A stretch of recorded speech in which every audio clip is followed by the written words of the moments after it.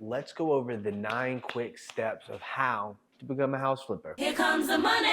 Number 1, where are you going to buy it? Typically, you want to purchase a property that's pretty close to where you live. Number 1, you want to check out the population size. 300 to 500,000 people, good to go. You don't really want too much lower. Number 2, you want to know the price point. Now, there's entry-level price points, which all just depends on what market you're in. You know, California, probably entry-level is going to be $500,000-$600,000. Great state of Louisiana, we're looking at around $250,000. It's kind of like the sweet spot. You don't really want to mess around with too many million-dollar properties. That's your first deal if this is going to be your first deal. Now, if you feel confident with it, give me a call. We'll make it work. But stick with those entry-level homes because there's a lot more fish in that sea. Number 3, we're talking about the inventory level. This means that you actually want to take the actives that are for sale right now and then divide them by the amount of solds that sold in the last 30 days. I went ahead and did some numbers in our market, the one that I'm actually purchasing a flip in right now. We have 1,687 active properties that are for sale right now. And in the last 30 days, 831 properties have sold. When you actually divide the actives by the solds, you get 2.03. And that's the inventory level. So that means if every house were to sell without any other houses going up to market, it would take 2.03 months in order for that inventory to actually go away. Anything 3 months and under of inventory is going to be considered a seller's market. So you want to buy in a seller's market area. Why? Because sellers make the rules. You're neutral, you're typical, or when everybody's all good, inventory, you're looking at 3 to 4 months worth of inventory. Again, meaning if there are no other properties went up for sale, that it would take 3 to 4 months for all the properties that are for sale right now. If no more came to market, it would take 3 to 4 months. That is average. And then if it's 4 or more, you kind of don't want to mess around with that market just because there's not a lot of shopping going on, if you will. A lot of properties for sale. When there's a lot of properties for sale, you don't want to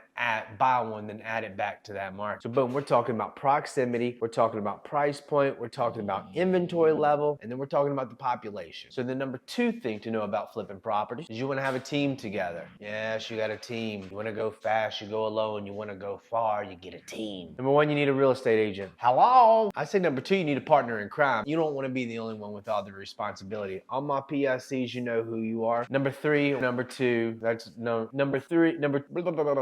number 3, you need a contractor. You need somebody to actually be able to do the work. Basically, the most important, if you're buying a dump, you need somebody that actually can fix the property up. You don't need Tim the Tool Man Taylor out there just messing everything up. You need a certified licensed professional out there just making things better. So get your contractor. Real estate agent, partner in crime, contractor. Number 4, lender. You need to get somebody who's going to give you this money. Of course, you're going to have your down payments. You're going to have all your other expenses, but you need somebody to carry the load. A lot of times banks, they want to give you money. So you need to find a lender that actually wants to work with you, someone who, I guess, has your same vision and wants to see you succeed.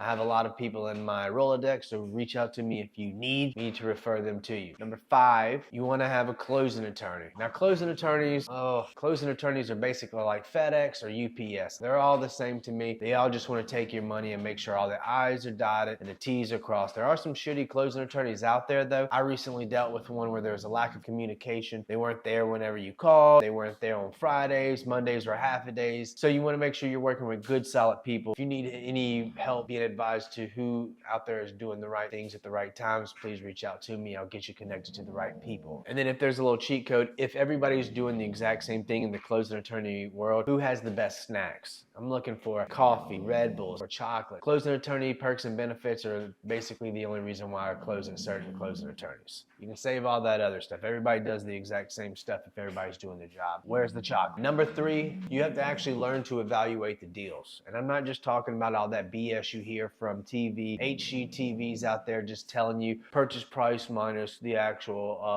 loan minus how much it costs you to get a real estate agent. There's a lot more shit involved into it. You don't want to find that out after you've already purchased a property. So let's just go over a few things to actually, if you want to write it down, then write it down then. So number 1, you got to think about the purchase price. How much are you paying for this property? Number 2, construction costs. How much does it cost for the materials, for the labor, for all that? Number 3, realtor fees, baby. We're looking for our cut too. Then you have your lender fees. Now these are some things that they don't talk about on TV. No one ever really mentions it, but the lender fees. A lot of the buyers that I speak with, they just think their down payment is it. Yeah, lender fee is the down payment. No.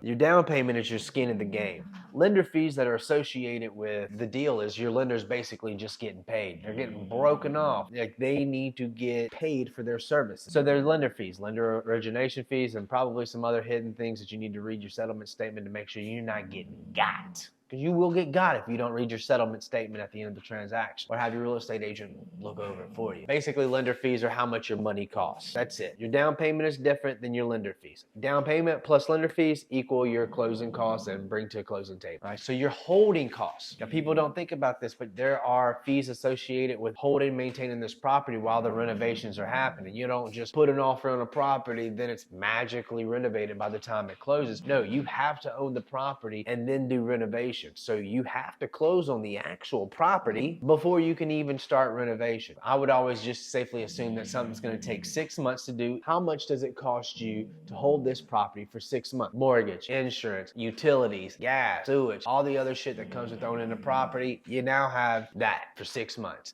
So you need to make sure that you're accounting for your holding costs before you purchase this property. And then the closing costs, I kind of said that with the lender fees too earlier, but closing costs is basically your closing attorney getting broken off. You know, they're not out here just working for free, making sure all the I's are getting dotted and T's are getting crossed. They have their own fees too. So make sure you're finding out how much, getting an estimate from whatever closing attorney you want to use, adding that to your old little spreadsheet that you come up with. Couple of hundred, couple of $1,000 here and there starts to really chip away at your net proceeds. There's also other expenses that you don't really think about that, hell, I didn't think about until I started making this video. But inspection fees, hello, that's $300 to $400, maybe $500. Appraisals, $500. You got gas going to and from the site.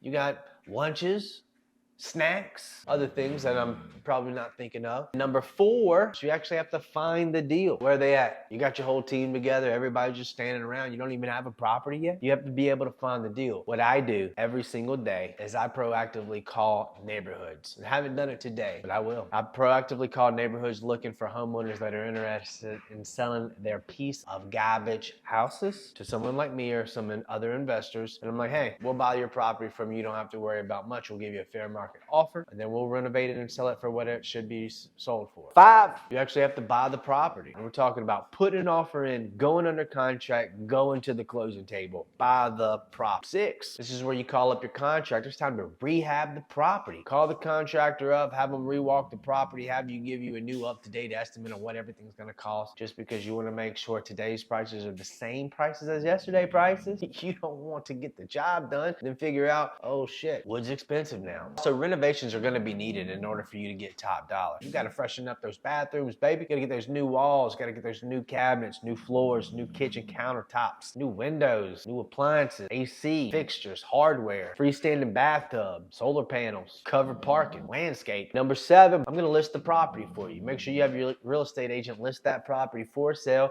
You're not overpricing it. Overpricing is for fools. Once the renovations are done, we're going to go ahead and get professional photography, videography. We're going to market the hell out of the property. And then number 8, whoosh, you sell that sucker and get paid. You get to the closing table, they cut you a nice little fat check. You put it in your pocket, then you go spend it all. And then number 9, rinse, repeat. You did well, you sold a property, you made some money, do it again with real estate. Was it a fluke? Do it multiple times. Continue to do it until you don't need a real estate agent. Continue to do it until you figure out that you want to become a contractor. Continue to do it until you have a lender telling you that they cut you some type of deals. Continue to do it until you have a closing attorney that starts to cut you deals. Start looking for ways that you can make money outside of just flipping the property. Maybe I'll become the real estate agent, I'll become the contractor, maybe I'll just start funding my own deals. After all the deals that I've done, I'll be able to do it. Now you're making money, your money's making money. Maybe you'll be able to quit your job, I don't know, and go sit on the beach. That's it. There's, how many was that? Ball out. 9 reasons, 9. Here comes the money. Here we go. Money talk. Here comes the money.